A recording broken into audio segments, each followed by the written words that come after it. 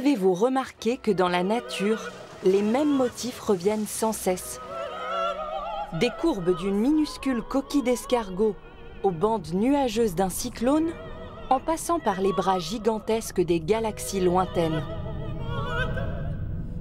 Les spirales sont partout, de même que les hexagones, notamment dans les colonnes de basalte qui se forment lorsque la lave en fusion refroidit.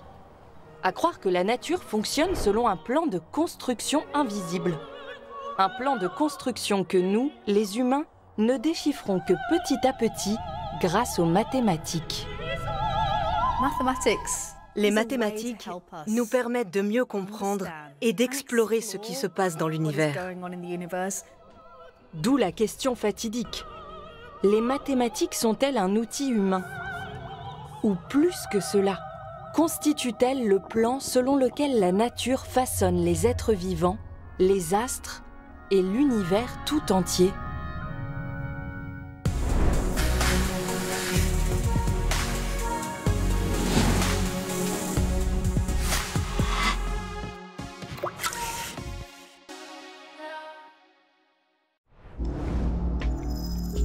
Le monde semble parfois étonnamment ordonné, presque comme s'il dissimulait une architecture.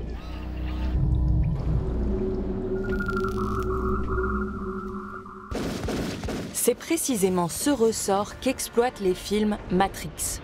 L'humanité vit dans une simulation créée par des machines et contrôlée par un programme informatique.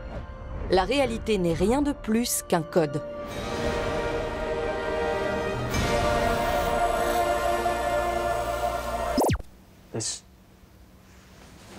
This isn't real. What is real? How do you define real? If you're talking about what you can feel, what you can smell, what you can taste and see, then real is simply electrical signals interpreted by your brain. L'idée que nous vivons dans une simulation informatique générée par des machines relève sans doute plus de la fiction que de la science. Mais s'il y avait du vrai dans cette extrapolation? Et s'il existait un code universel qui fait fonctionner notre monde? Voilà qui expliquerait pourquoi la nature crée tant de choses selon des règles apparemment mathématiques. Si on regarde la coquille d'un escargot, une fougère en train de s'ouvrir ou même des galaxies, les formes spiralées sont partout. Il y a forcément quelque chose là-dessous.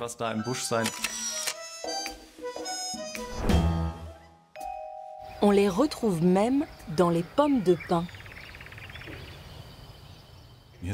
Ici, on voit des spirales enroulées vers la droite et à l'inverse, des spirales enroulées vers la gauche. On en compte souvent 8 d'un côté et 13 de l'autre. Ce sont des motifs qu'on rencontre fréquemment dans la nature.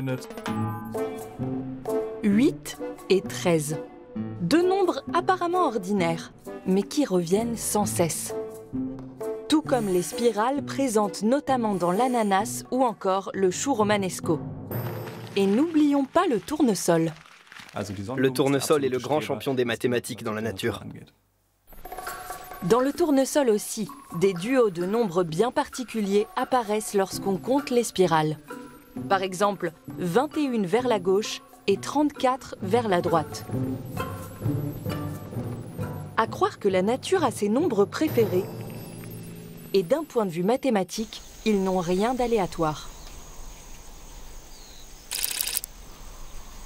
En effet, la suite de nombres dont ils sont issus est créée à l'aide d'une règle étonnamment simple, décrite dès le XIIIe siècle par un mathématicien, Léonard de Pise, plus connu sous le nom de Fibonacci. Il l'a rendu célèbre à l'aide d'un problème portant sur la reproduction des lapins. Voilà comment s'articule cette expérience. On a un couple de lapins. Et tout le monde sait ce qui se passe quand on met deux lapins ensemble. Au bout de quelques mois, on obtient davantage de lapins. Chaque couple donne à son tour naissance à des petits au bout de 2 mois. La question est, combien de lapins y a-t-il après un nombre de mois donné? Fibonacci voulait décrire mathématiquement la croissance démographique des lapins. Il a pour cela trouvé une formule étonnamment simple. Pour toute nouvelle génération, il a calculé le nombre d'individus à partir de la somme des 2 précédentes.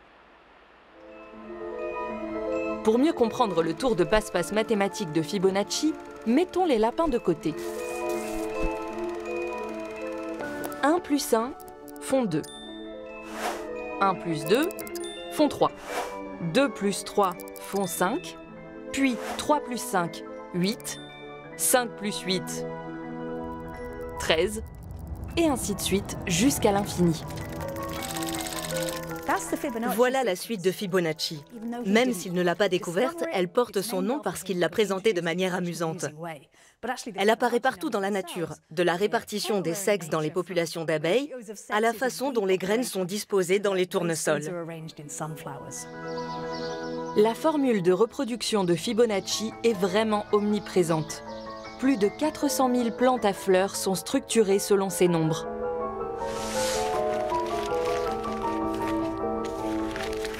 L'iris compte 3 pétales, l'hibiscus 5, les pâquerettes 34, 55 ou 89 pétales, tous des nombres issus de la suite de Fibonacci. On la retrouve aussi dans le règne animal. Les étoiles de mer possèdent 5 bras et la carapace de nombreuses espèces de tortues se compose d'exactement 13 grandes écailles. Même la fréquence d'un battement de cœur sain suivrait les rapports de Fibonacci. Tout cela n'est-il que coïncidence? Si la nature dissimule vraiment une matrice, il doit être possible de la découvrir. Le mystère de Fibonacci va en tout cas bien plus loin. Si l'on divise deux nombres consécutifs de la suite de Fibonacci, par exemple 13 par 8 ou 21 par 13, le résultat se rapproche d'un nombre tout à fait extraordinaire. 1,618 suivi d'une infinité de décimales sans cycle récurrent. Ce nombre est appelé Phi, mais la plupart des gens le connaissent sous le nom de nombre d'or. Ou comme on disait autrefois, la divine proportion. Le nombre d'or a cette incroyable propriété de se référer à lui-même. Si on prend une ligne et qu'on la coupe en deux, on obtient un segment court et un segment long. Et le rapport entre le segment court et le segment long correspond au rapport entre le segment long et la ligne complète. C'est ce côté imbriqué qui se réfère à lui-même et aux parties qui le composent qui rend le nombre d'or si particulier. Et je pense que notre cerveau adore ce genre de motif. Le nombre d'or a inspiré des générations d'architectes et d'artistes. Mais pas seulement. La nature semble elle aussi avoir un penchant pour cette proportion. On la retrouve jusque dans le plan de construction de l'être humain. En effet, le rapport entre les plus petits os de nos doigts et les plus longs est généralement égal au nombre d'or. Et chez la plupart d'entre nous, la distance de la tête au nombril et du nombril au pied correspond également à Phi, la définition mathématique de l'harmonie. Et Phi ne se manifeste pas que chez les êtres vivants. On le retrouve dans des phénomènes aussi lointains que les trous noirs. Attention, ça c'est pour les fans de physique. Si on prend la distance entre le point d'inversion intérieur et le point d'inversion extérieur des géodésiques de la lumière et qu'on la met en rapport avec l'accélération centripète maximale dans les trous noirs de Schwarzschild-Kottler, on obtient... Vous avez deviné, Phi. Ok, étant donné que tout le monde n'a pas étudié la physique, voilà ce qu'on peut en déduire.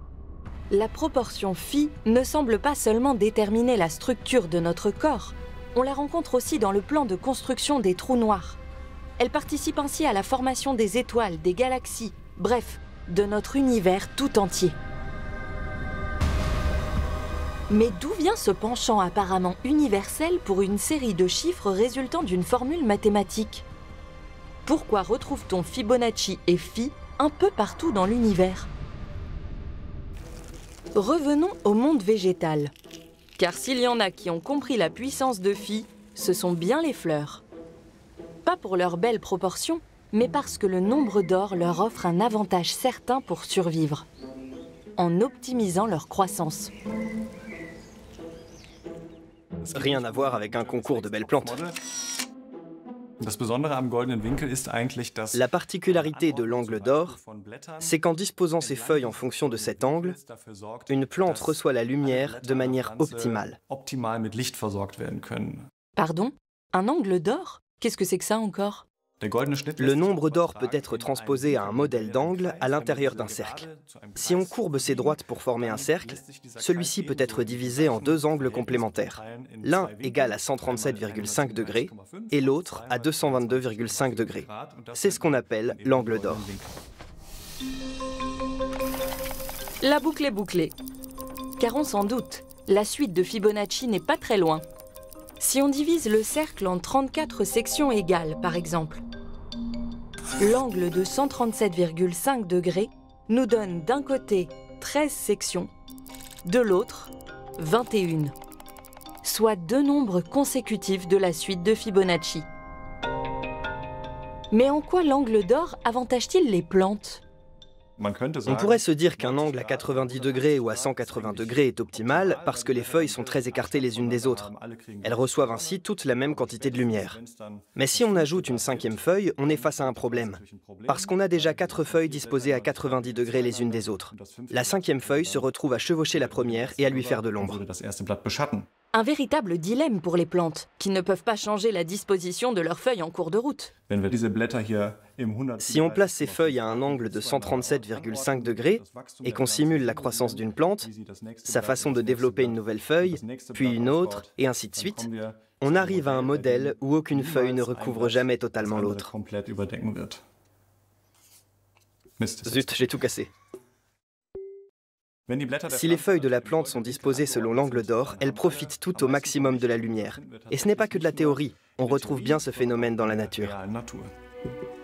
Bien sûr, les plantes n'ont pas d'instruments pour mesurer leurs angles. Leur croissance suit des principes physiques. Des recherches sont actuellement menées sur ces relations complexes. Mais en simplifiant à l'extrême, voilà ce que ça donne. À l'extrémité de la tige, appelée méristème, de nouvelles pousses se forment. Les plus jeunes cellules sont proches du centre, tandis que les plus anciennes se déplacent vers l'extérieur. Chaque nouvelle cellule cherche automatiquement le plus grand espace libre disponible pour s'intégrer de manière optimale. L'angle d'or apparaît alors naturellement. Tout comme le motif qu'elles suivent, cette spirale sur laquelle notre cerveau semble rester bloqué et que l'on voit partout. Étant donné qu'on croise ces phénomènes un peu partout dans la nature, on pourrait penser que les plantes ont une sorte de don pour les maths. Mais c'est peut-être l'inverse. Nous, les humains, essayons de comprendre la nature et voulons lui appliquer notre vision mathématique, ce qui nous pousse à distinguer ces motifs récurrents. Seulement, les principes mathématiques ne sont pas une illusion, mais une forme de construction qui s'est développée au cours de l'évolution et qui apporte à la plante une efficacité maximale.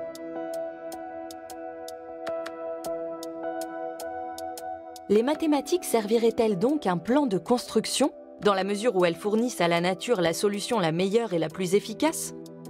C'est ce que semblent indiquer les bulles de savon. La forme de base d'une bulle de savon est une sphère. Pourquoi? Parce qu'elle est parfaitement symétrique, mais aussi parce que le cercle en 2 dimensions et la sphère en 3 sont les formes qui renferment le plus grand volume avec la plus petite surface. Les bulles de savon s'efforcent d'entourer le plus grand espace avec le moins de solutions savonneuses possible. Elles ne prennent pas une forme ronde parce qu'elles ont appris par cœur le nombre circulaire pi, mais parce qu'elles suivent des principes physiques, comme la minimisation de l'énergie de surface. Le plan de construction de la sphère apparaît alors comme une solution évidente en termes d'efficacité.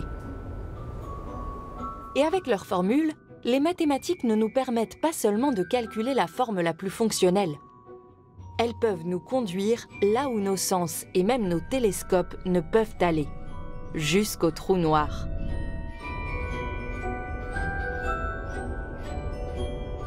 Ils sont nés avec la théorie de la relativité d'Einstein, des points où le temps s'arrête et où rien de ce qui entre ne peut s'échapper. Un résultat si fou que la communauté scientifique a longtemps considéré les trous noirs comme de simples concepts théoriques, jusqu'à ce qu'on en détecte pour de bon. Einstein a mené une expérience de pensée mathématique autour de cette question. Que se passerait-il si on s'approchait de la vitesse de la lumière? De là est née la théorie de la relativité. Et finalement, ça nous a permis de prédire l'existence des trous noirs. On ne pourra jamais approcher les trous noirs, mais on peut résoudre des équations qui nous indiquent quelles sont leurs propriétés. Les mathématiques seraient-elles donc bel et bien le plan de construction de l'univers? Hélas, il y a au moins un problème. Comment expliquer l'existence de ce flocon de neige mathématiquement imparfait? Et cette bulle de savon loin d'être une sphère parfaitement arrondie? Ou encore ce concombre arménien, où l'on cherche en vain les proportions de Fibonacci. En d'autres termes, dans la nature, l'ordre mathématique parfait connaît de nombreux écarts. Cela veut-il dire que les mathématiques ne sont qu'un fantasme humain? Un système que nous avons inventé pour mettre un peu d'ordre dans une nature somme toute chaotique? Il y a toujours le risque de se faire des idées, de voir un motif qui en réalité n'existe pas. En science, il faut faire la différence entre une simple coïncidence et un phénomène qui a une cause sous-jacente. Si les mathématiques sont plus qu'une simple conception humaine, elles doivent aussi fonctionner indépendamment de nous. Et cela peut être vérifié. La recherche a d'ailleurs démontré que l'être humain n'est pas le seul à savoir compter. Ces dernières années, on se rend compte que quasiment tous les animaux savent compter, c'est-à-dire qu'ils sont capables de reconnaître un nombre, quelle que soit la situation, quels que soient les objets. Par exemple, être capable de compter 3 congénères ou 3 ressources, etc. Et donc les animaux aussi savent compter et ont une représentation du nombre abstrait. On appelle ça un sens du nombre. Chez les mammifères, cela surprend peu. Après tout, leurs cerveaux sont assez proches des nôtres. C'est pourquoi la recherche s'est penchée sur des êtres vivants avec des cerveaux à peine plus grands qu'une tête d'épingle. Et le résultat est sans appel. Les insectes savent compter. Les maths semblent profondément inscrites dans le vivant.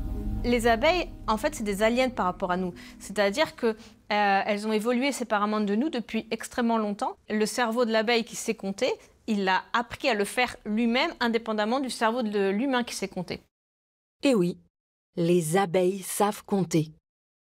Les abeilles sont équivalentes à des primates. On a les mêmes compétences, voire les abeilles sont parfois plus rapides. Mais comment le sait-on? Difficile de demander à une abeille de compter à voix haute. Pour explorer les talents de calculatrice de la butineuse, il faut faire preuve d'imagination et tirer parti de sa gourmandise. Donc là, par exemple, elle se pose sur l'image numéro 2 et elle va trouver une goutte de sucre, puisque c'est la bonne réponse, puisque la règle est choisir l'image où il y a le moins d'objets.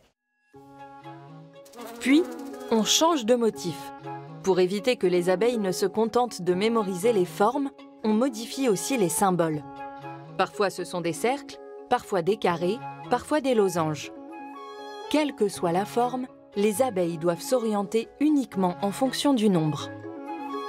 Donc l'abeille revient de la ruche et donc là elle va regarder ces nouvelles images qu'elle ne connaît pas et supposons qu'elle se trompe, qu'elle aille sur le 5, elle va avoir une solution amère de quinine, donc elle n'aime pas, elle n'est pas du tout contente et donc elle va essayer l'autre image qui est le 3, elle va avoir la récompense sur le 3. Au bout d'environ 1 heure d'entraînement, la plupart des abeilles ont compris le principe et se dirigent sans hésitation vers le bon motif pour récupérer la goutte de sucre tant convoitée. Bien que leur cerveau fonctionne différemment du nôtre et soit beaucoup plus petit, les abeilles peuvent donc reconnaître des nombres et faire la différence entre plus et moins. Mais leur capacité à distinguer les quantités ne s'arrête pas là. Il s'avère en effet que pour leur taille, les abeilles sont de véritables génies des maths. C'est que l'abeille, elle arrive, elle a une image avec par exemple 3 points jaunes. Ensuite, elle passe dans un petit trou et derrière, elle va avoir le choix entre 2 images qui ont par exemple 4 points ou 2 points. Donc la couleur jaune ou bleu veut dire plus ou moins. Donc ça représente un opérateur pour l'abeille. Et donc le jaune veut dire plus 1. Et donc dans ce cas-là, elle va choisir l'image 4 si elle veut avoir de la récompense. Si elle vient une autre fois et cette fois-ci les images sont bleues, du coup là elle va avoir donc 3 points bleus. Et là cette fois-ci, elle ne doit pas choisir le 4, elle doit choisir le 2, c'est-à-dire faire moins 1. Après une centaine de séances d'entraînement, la plupart des abeilles parviennent à résoudre de telles opérations avec un taux de réussite pouvant atteindre 75%. Et d'autres insectes ont aussi la bosse des maths, comme les bourdons. Un cerveau, ça se met à compter s'il veut interagir avec l'environnement. Il semblerait que le fait de fonctionner avec des neurones, ça implique qu'on est capable, qu'on développe une capacité à compter.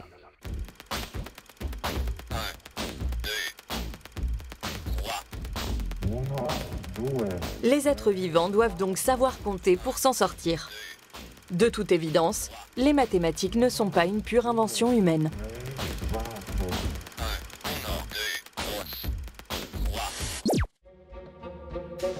Mais tout comme ce ne sont pas les notes qui font de la musique, les mathématiques à elles seules ne peuvent pas créer un univers. Face à toutes les anomalies et au chaos qui nous entourent, les mathématiques ne seraient-elles finalement qu'une idéalisation ? Une projection derrière laquelle se cache notre désir d'ordre, d'harmonie, et au bout du compte, de sens. Le mathématicien et informaticien Stephen Wolfram a développé une idée assez radicale sur le sujet. Il ne croit pas à un plan de construction mathématique. En revanche, il croit en un univers bâti selon certaines règles et qui se comporte comme un ordinateur géant se calculant lui-même. Tout ce que nous voyons, galaxies, étoiles, planètes, atomes, quarks, jusqu'à nous-mêmes, n'est pas seulement le résultat de ce processus de calcul démesurément grand, mais en est aussi la partie active, le processeur. C'est ce que j'appelle la rouliade.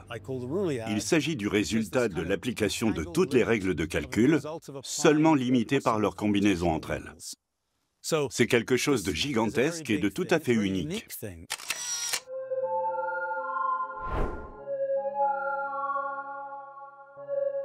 Attention, c'est du lourd. La rouliade est une tentative audacieuse de décrire la structure qui se cache derrière notre réalité. Il s'agit d'une hypothèse, une construction mentale. Mais elle pourrait ouvrir une toute nouvelle perspective sur notre univers.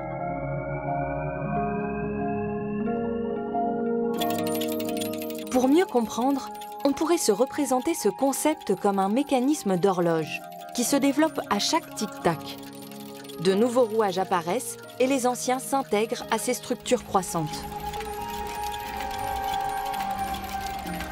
Dans la rouliade, chaque interaction, chaque changement est une étape de calcul qui façonne l'univers. Un électron qui inverse sa polarité, des atomes qui se désintègrent, des étoiles qui naissent.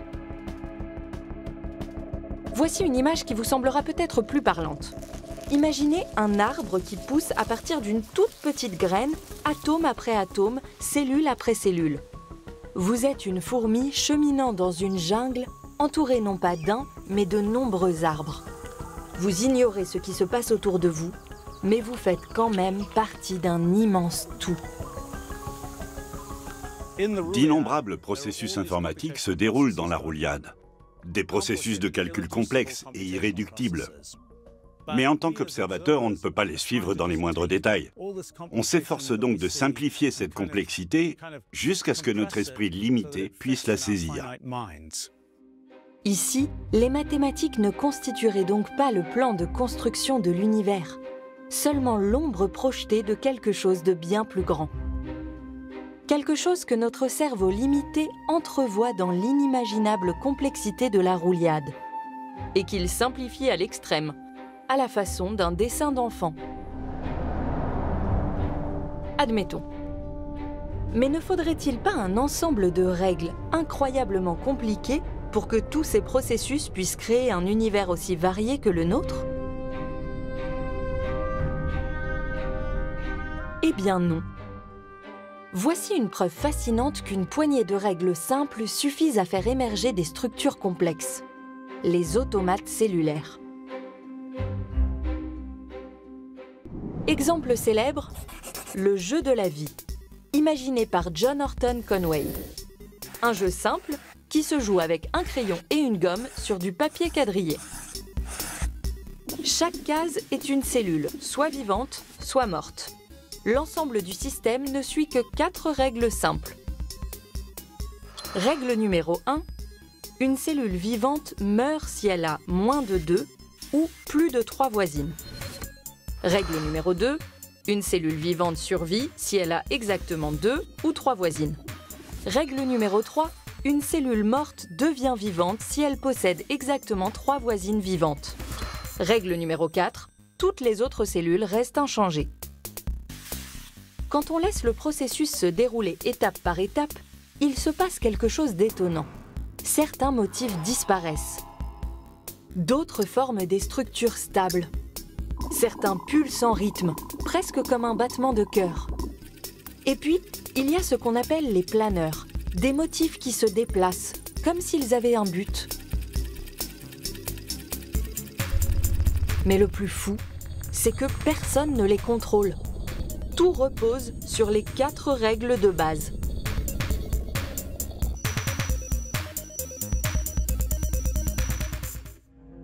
Ceci n'est pas une vue à travers un microscope. Ces objets ne sont pas des êtres vivants, mais le résultat d'un automate cellulaire avancé appelé l'ENIA.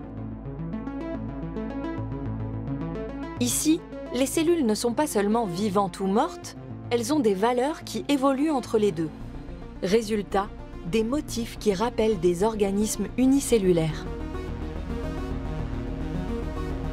Ils grandissent, se déplacent, interagissent comme des organismes à part entière.